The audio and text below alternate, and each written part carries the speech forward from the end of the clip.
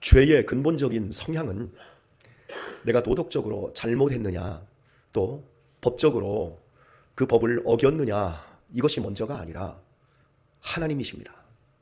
하나님으로부터 분리되어 하나님과 원수되어 있는 상태. 그래서 이 죄를 없애는 길은 이 땅에서 우리가 얼마나 많은 매를 맞았느냐, 그 죄만큼의 형벌을 당했느냐가 아닙니다. 하나님이 우리의 죄를 용서하셨느냐, 이게 가장 중요한 문제입니다. 이스라엘 백성들이 바벨론에서 70년 포로 생활을 했다고 해서 그들이 가나안 땅에서 저지른 모든 죄악들이 없어진 것이 아닙니다. 하나님의 마음에 어마어마한 상처와 하나님에게 깊은 고통을 남겨준 그것은 그대로입니다. 하나님이 그것을 용서하고 이스라엘 백성들을 받아 주었느냐, 이것이 핵심적인 겁니다. 그래서 제가 여러분에게 어제 아침에 질문했던 내용 가운데 하나가, 밥그릇과 수저가 똥통에 빠졌을 때 한 번 닦아야 되느냐, 10번 닦고 다시 쓰느냐, 1000번을 닦고 쓰느냐? 아니요. 100만 번을 닦아도 우리 마음에서 안 받아들여지면 내가 수많은 다양한 그릇을 내 밥그릇과 또 수저로 쓰지 절대 안 받아들인다고 제가 여러분에게 말씀을 드렸어요. 이해하셨죠? 예. 이렇게 우리가 이제 성경을 볼 때 구약에서 살았던 사람들은 예수님을 못 봤기 때문에 그들은 제사라고 하는 제도로 죄 용서를 받았다, 이렇게 생각을 합니다. 아닙니다. 모든 사람이 죄를 범하였고 모든 사람이 하나님의 영광에 이르지 못하는데 그리스도 예수 안에 있는 하나님의 속량으로 우리를 값없이 의롭다 하심을 얻은 자 되게 해 주신 겁니다. 구약시대 사람들까지도요. 그러니까 우리는 신학적으로 이렇게 정의를 합니다.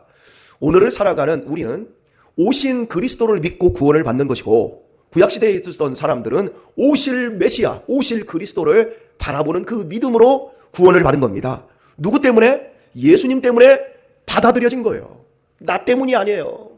내가 이 교회를 설립했기 때문에 하나님이 나를 받아주시고 나는 천국 갈 것 같고, 나는 이 교회에서 뺀질대면서 그동안 놀았기 때문에 나는 지옥에 떨어질 것 같은 이러한 자기 의의에 따라서 왔다 갔다 하는 이런 신앙이 아닌 거예요.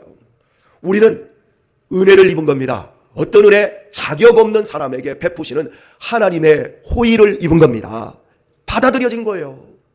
당신의 아들 예수 그리스도의 죽음과 그분의 순종한 그 모든 삶, 그것을 받아들이시고 우리를 바꾸신 거예요. 원수된 자리에서 하나님이 우리를 받아내신 거예요.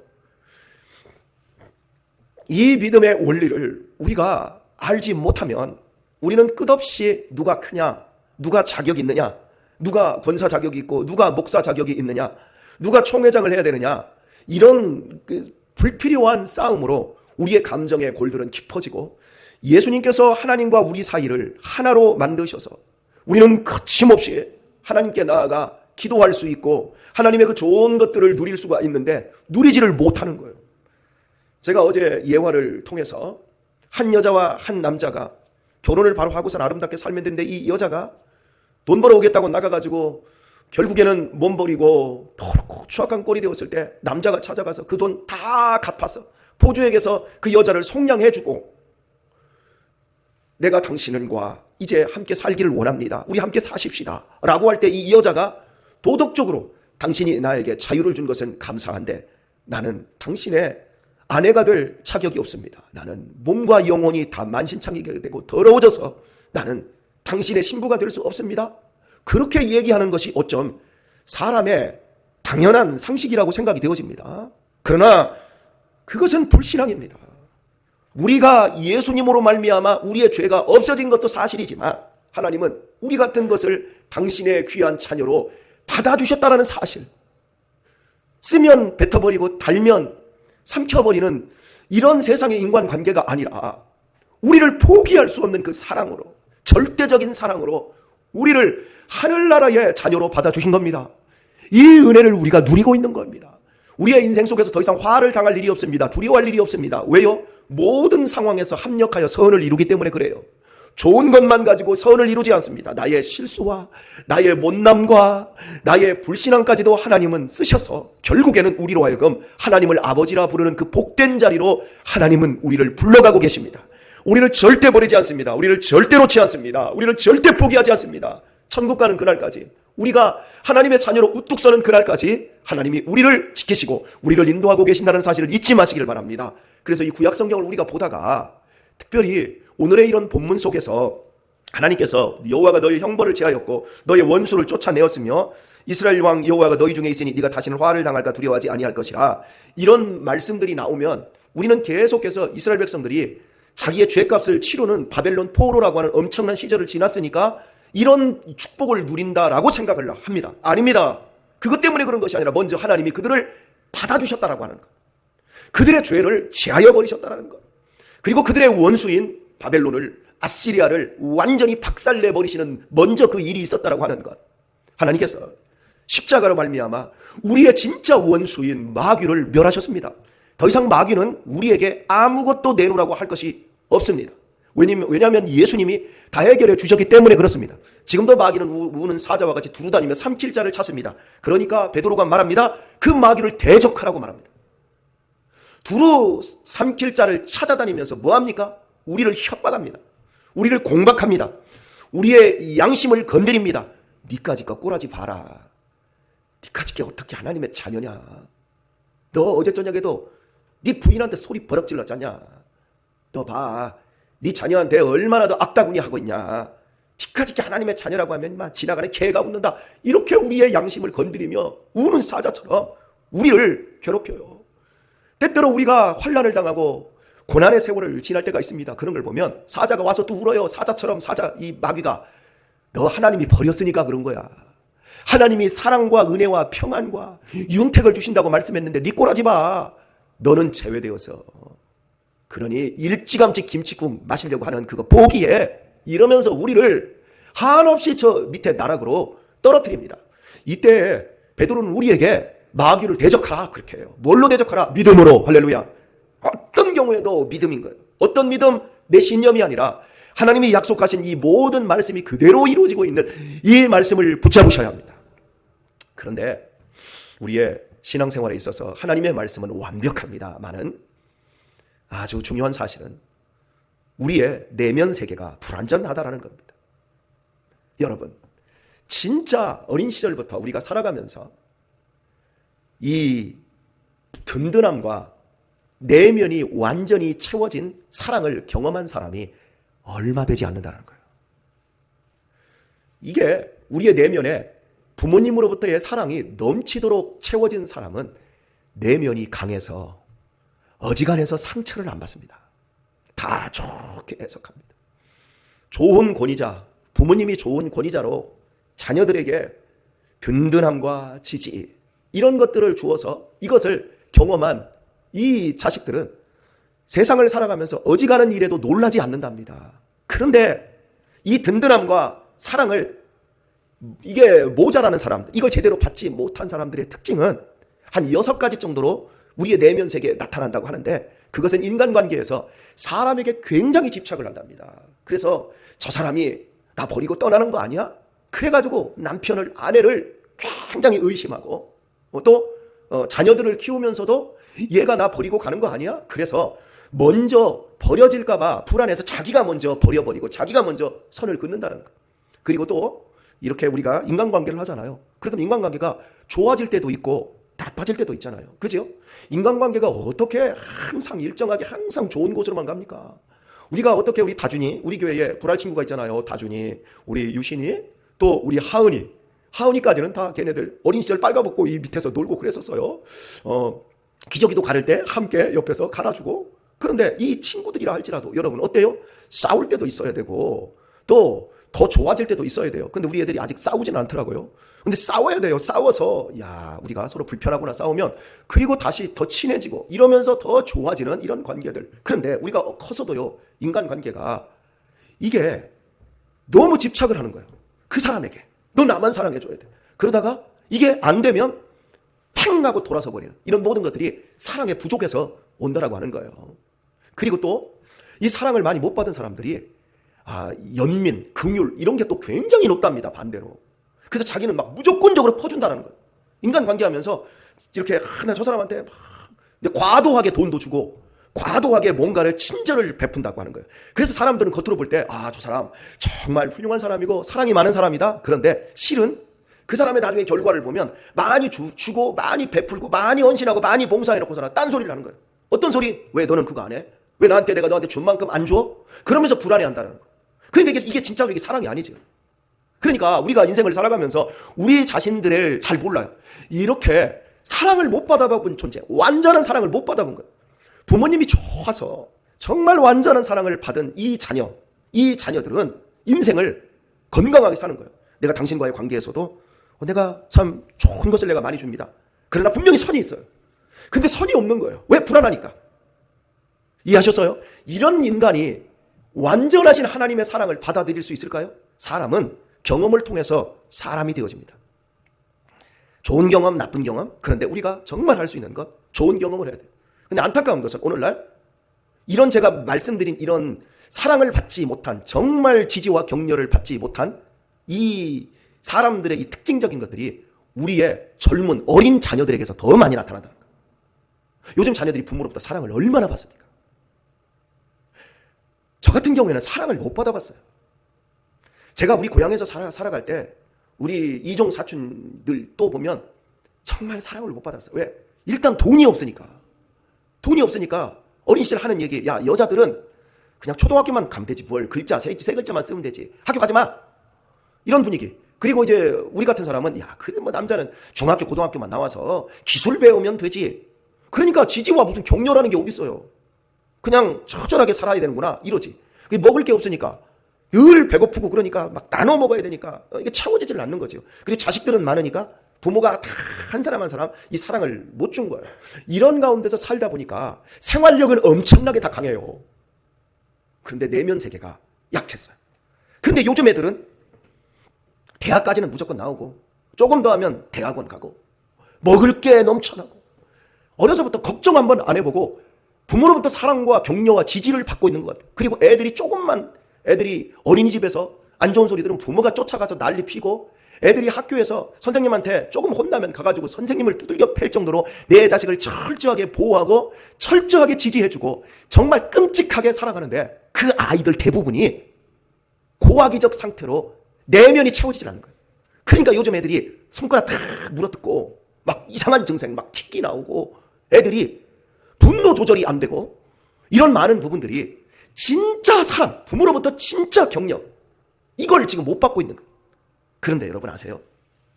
진짜 사랑과 진짜 격려는 부모가 아이들과 함께 해주는 거예요.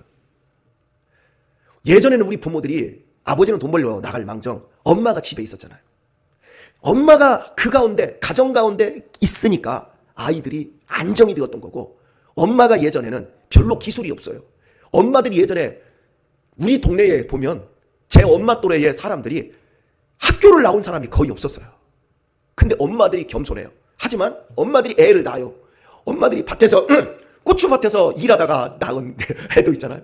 엄마가 바로 안아서 그때부터 자기가 씻기고, 그때부터 그렇게 몸이 안 좋은데도 자식을 다 그때부터 키우는 거예요. 내 새끼다 하고 그냥 전 먹이고 막 이러고 키웠어요. 근데 요즘은 어때요? 애 낳으면 우리나라에서 가장 큰 출산 그 요양시설, 이 강남에 있는 게 그게 3주에 3,500만 원이라거든요. 제일 싼 데가 그 청양에 있는 거기가 25만 원. 유일하게 충남 전체 도민을 위해 사는 거. 여러분 3,500만 원짜리 하면서 보세요. 그런데 가가지고 몸 보양한다고 애를 분리시키고, 나는 나 혼자 서비스 받고 이러고 한 달 정도 그러고 있다가 집에 와가 애를 키우면 애는 이미 분리돼 있지. 애와 함께 심장 소리를 함께 듣고 함께 교감하며 뱃속에서 있었던 애를 분리해놓고 3주 4주 다른 보호무들이 그걸 보고, 나는 좋잖아. 내면 세계가 채워지질 않는 거죠. 그러니까 요즘 아이들이 거의 다 고아기적 상태. 오늘 본문에서 뭐라고 얘기하고 있냐면, 형벌을 제하였을 뿐만 아니라 너희의 원수를 쫓아내었고요. 가장 중요한 핵심은 이겁니다. 이스라엘 왕 여호와가 너희 중에 있으니 그럽니다. 이것이 우리 삶의 가장 든든한, 이것이 우리를 진짜 백이 하나님의 사람으로 이 땅을 살아가는 동안에 전심으로 하나님을 기뻐하게 하고, 우리가 이 세상에서 세상 사람들이 누리지 못할, 알지도 못하는 평안, 그것의 근본인 거예요. 그런데 말씀드린 대로 우리들이 이 땅에서 어린 시절에 진짜 평안을 누려보지 못한 거예요. 진짜 사랑을 받아보지 못한 거예요. 우리 부모들이 진짜 사랑 줍니다. 그런데 자녀들에게 그게 진짜로 느껴지는 것이 아니라 조건으로 느껴지는 거예요.